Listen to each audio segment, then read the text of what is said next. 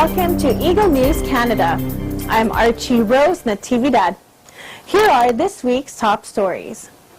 A protest demanding activists' release continues in Morocco. Cuban Parliament approves Communist Party roadmap. Ex-FBI Comey to testify next week in Russia probe. Mexico's left battles ruling party in key state election. Death toll rises to 177 and 109 still missing from Sri Lanka's floods. Now for the details. Hundreds gathered in Morocco's northern city of Al Hoceima for the fourth consecutive day, demanding the release of activist Nasser Safsavi, who was arrested earlier this week. According to state news agency MAP, Safsavi, who had been leading months of protests against corruption and official abuses, was arrested on May 29 and now faces charges of threatening national security. Protests are rare in Morocco, but tensions have been simmering in Safsavi's home city of Al Hoceima since October, when a fishmonger died after being crushed inside a garbage truck while trying to save his fish confiscated by police. Authorities said they arrested 20 other demonstrators with Safsavi, but activists say 28 have been detained. Cuba's parliament approves documents confirming the Communist Party as the country's guiding force. Here's Lou Aquino with the report. With less than a year until Raul Castro steps down as president, Cuba's parliament approved documents confirming the Communist Party as the country's guiding force and banning the concentration of private property and wealth.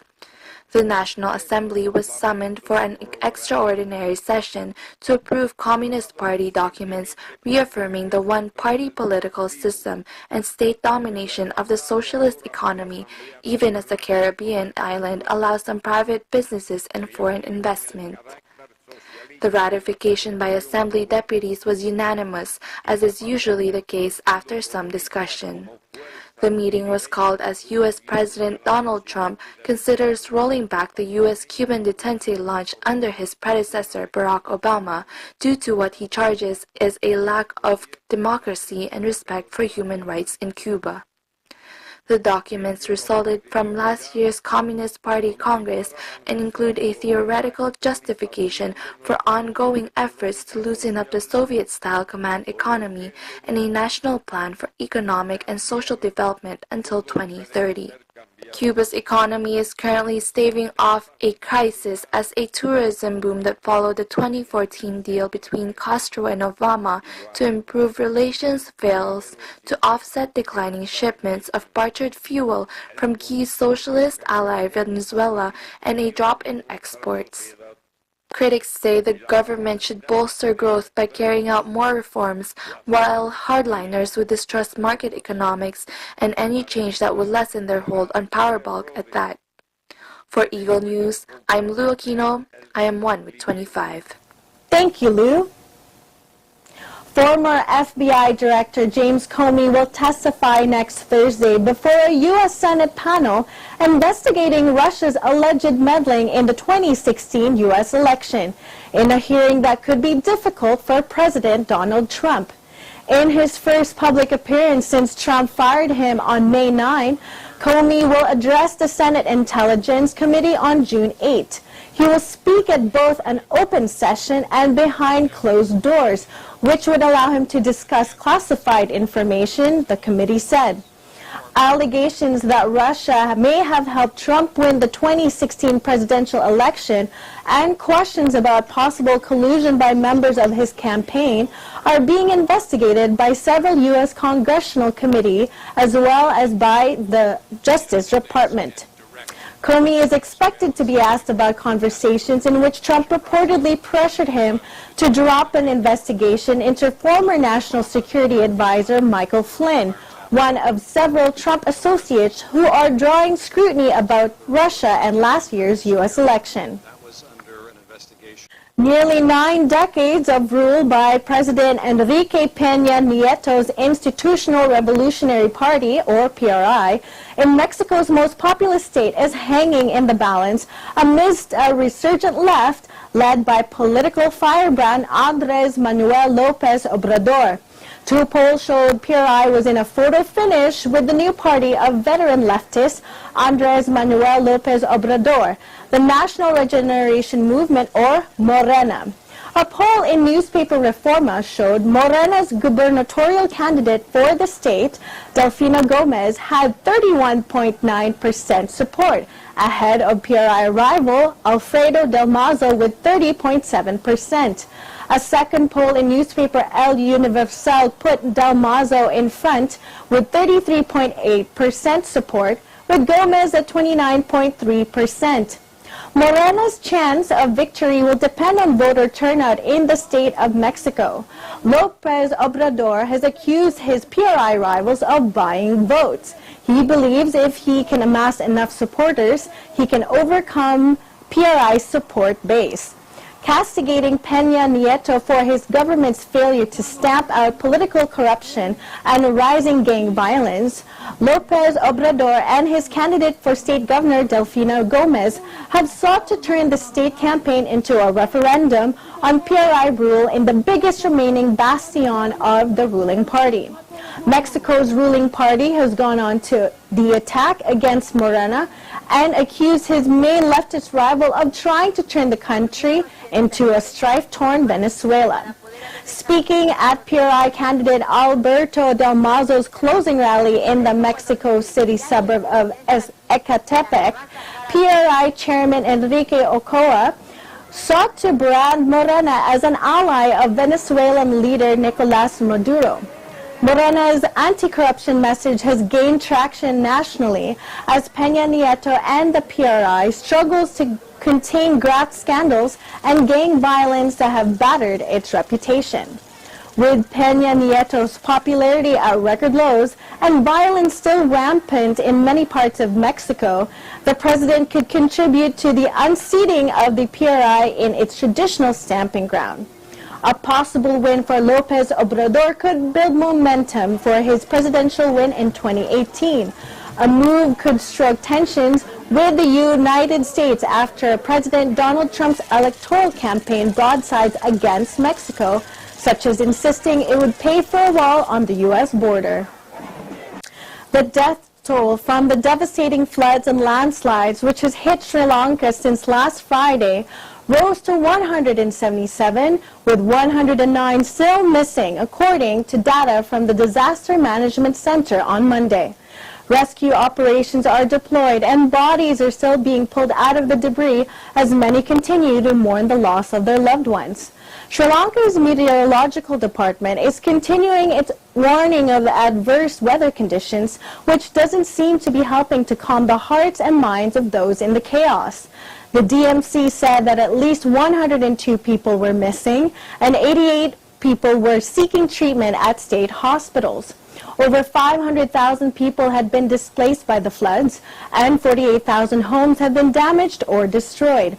Sri Lanka's President Maithripala Sirisena, who visited one of the worst affected districts of Ratnapura, 70 kilometers from the capital city Colombo in South Sri Lanka, assured the victims of new homes and appreciated the continuous support and assistance extended by the forces. He also ordered authorities to provide immediate relief to the people. More than 70 have been killed in Ratnapura, and the numbers are still rising. And the city was submerged by 10 feet high water until Sunday morning, when the water began to recede and residents started to return back to their ruined home to check out their losses. While extended rescue operations are on, many bodies are feared to be still buried under the debris. While the challenges in landslide-affected areas are yet to be covered, the flooded villages have come up with temporary solutions to handle their challenges by distributing small packages of relief materials with the water. In areas where water has begun to recede, people are coming home to take stock of the damage done. There are others which are still inundated, making the rescue operations difficult. At this hour of tragedy, once again, the Sri Lankans are rising up to the occasion and helping those in trouble. Adverse weather warnings still exist, and it will take months before normalcy returns to its island country. Chinese government has promised to offer humanitarian aid worth 15 million yuan to Sri Lanka for its flood relief efforts, while Pakistan and Canada also offered to help. However, according to medical institutions, the more worrying problem might be the virus and diseases after the water recedes, and more rescue efforts are expected from international society. Coming up, Canada is deeply disappointed in U.S. decision on Paris Agreement. Canada nurse pleads guilty to serial murders of seniors. Canada exports to U.S. hit record high, narrowing overall trade deficit. Eagle News Canada will return shortly.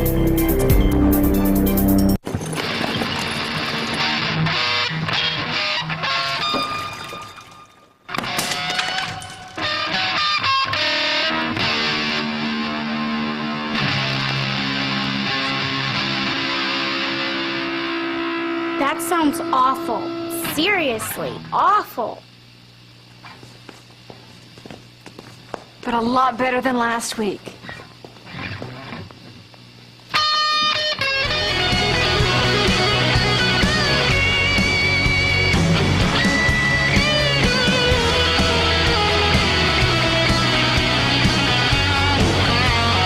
We weren't born to follow.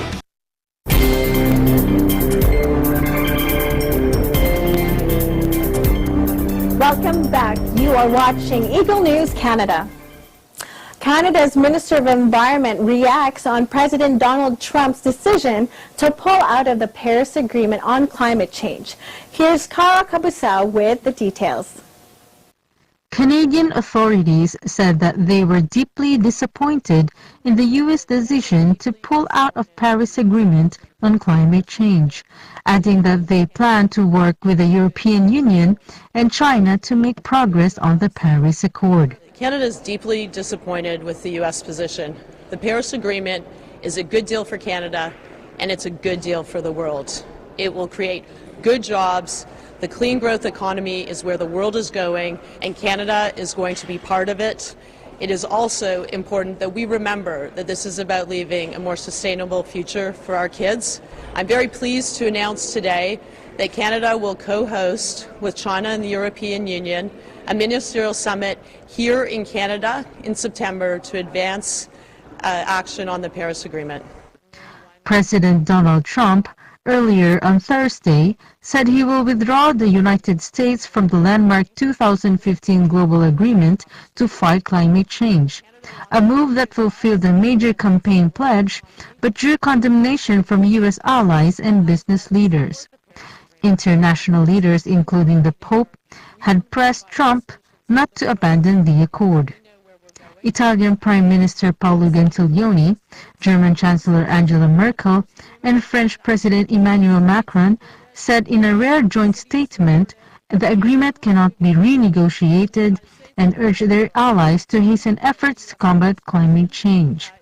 They pledged to do more to help developing countries adapt. For Eagle News, I am Kara Kabusao, and I am one with 25. A former nurse pleaded guilty Thursday to the killing of 8 elderly residents under her care at Canadian retirement homes, closing one of the worst serial murder cases in the nation's history.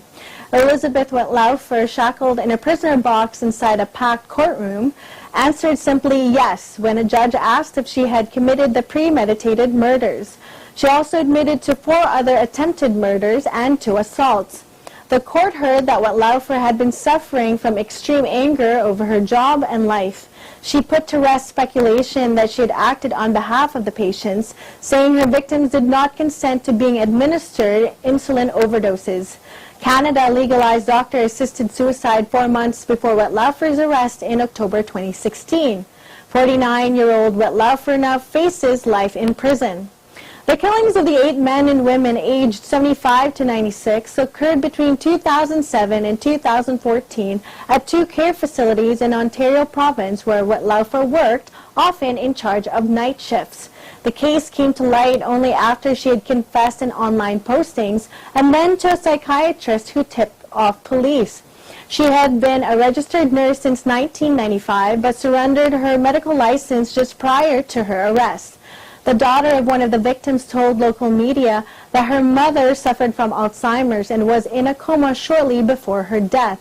Others expressed shock at the news.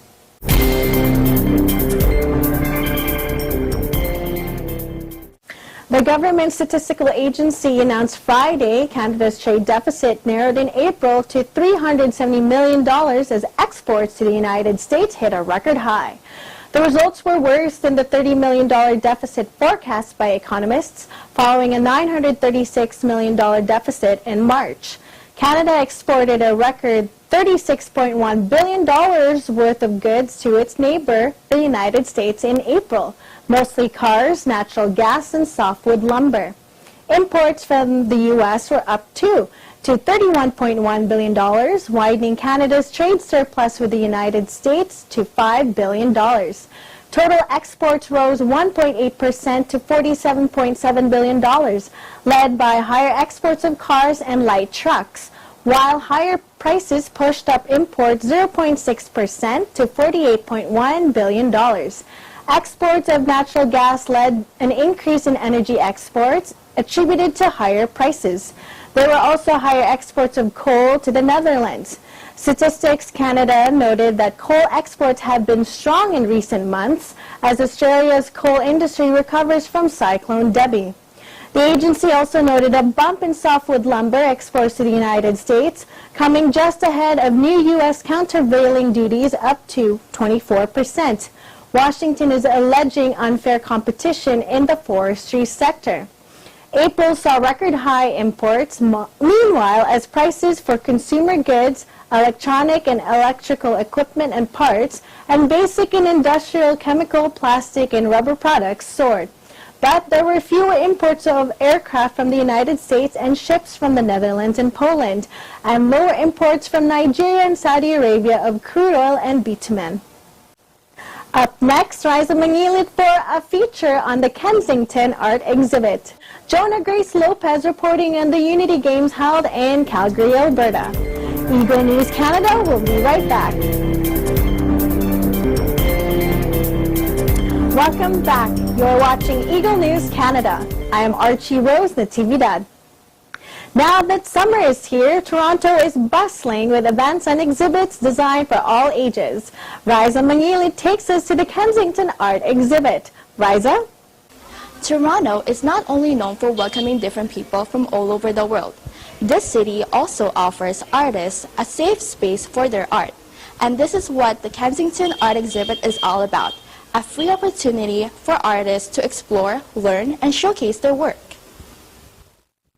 The Kensington Art Exhibit features students from the Kensington Art Academy, a non-profit and free mentorship program designed to teach art skills and practice drawing and painting exercises in a community setting. This free program welcomes middle school, high school, and adult students to learn about art. This is what's special of this mentorship program. Everyone and anyone interested in learning about art is welcome. The program is led by professional Canadian artist Sarah Snyderhan and is supported by voluntary donations from the members of the community and the Toronto Arts Council.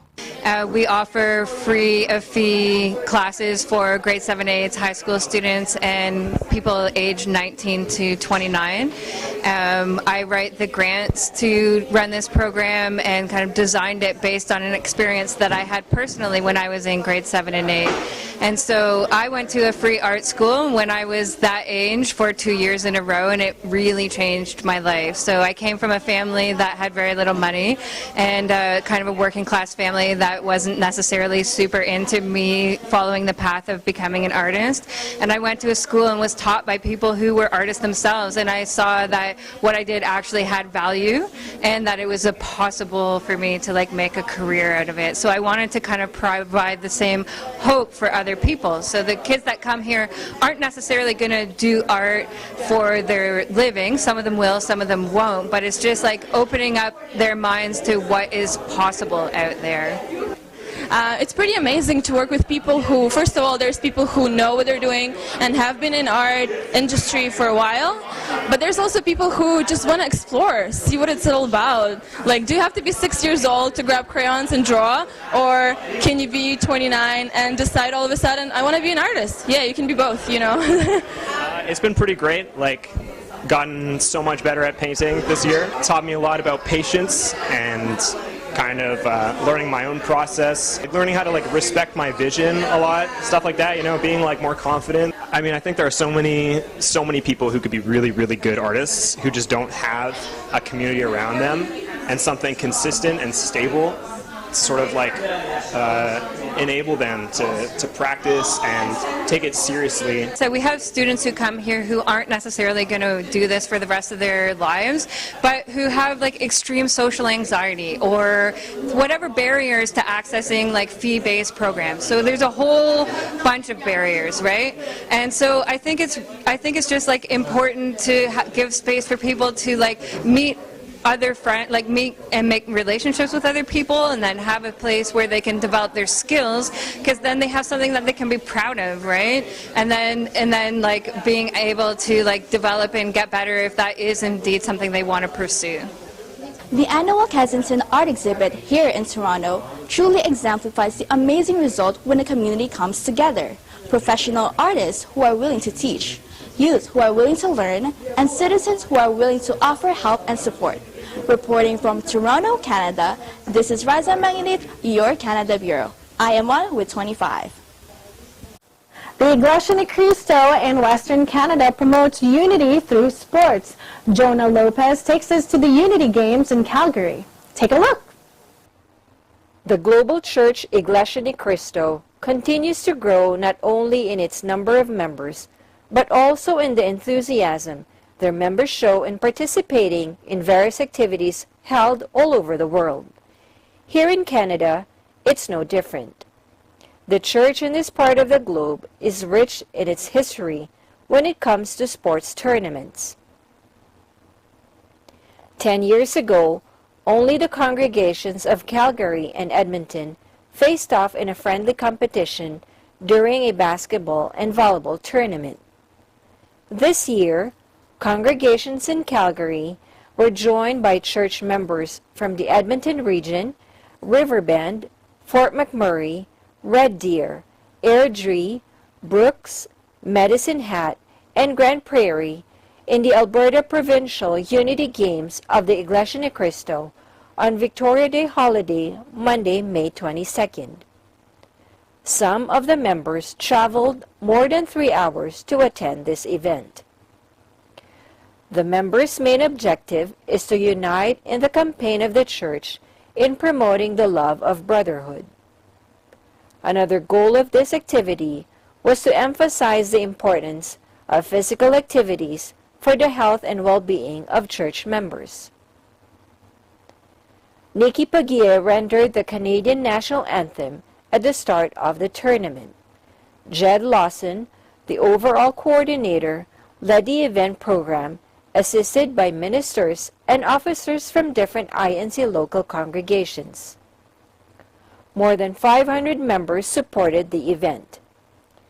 Aside from the sports, a special dance performed by the Iglesia ni Cristo Edmonton INC Choreo also wowed the crowd. A minister's exhibition game where the most three-point shots were made was a fan favorite. Nail-biting, heart-pounding, fall of the edge of your seat were how fans described the women's and men's volleyball competition. Cheers for the Edmonton and Calgary teams were deafening. At the end of it all, though, many commended the show of true brotherly spirit and sportsmanship. Edmonton took the women's champion trophy, while Calgary got the men's. Games were also played in other courts outside from the main gym. These games were just as loud and thrilling. Calgary swept the tournament and took home first place in all three basketball categories. The aim and purpose of the activity was obviously achieved. The tournament had drawn members of the church to be one in spirit through games and sports.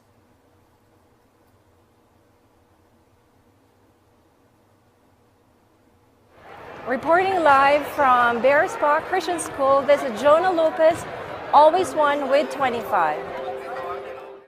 Thank you, Jonah. Thank you for watching Eagle News Canada. Visit our website at Eaglenews.PH. Follow us on Twitter at twitter.com/EagleNewsPH. I am Archie Rose, the TV Dad. I'm one with 25. See you next week.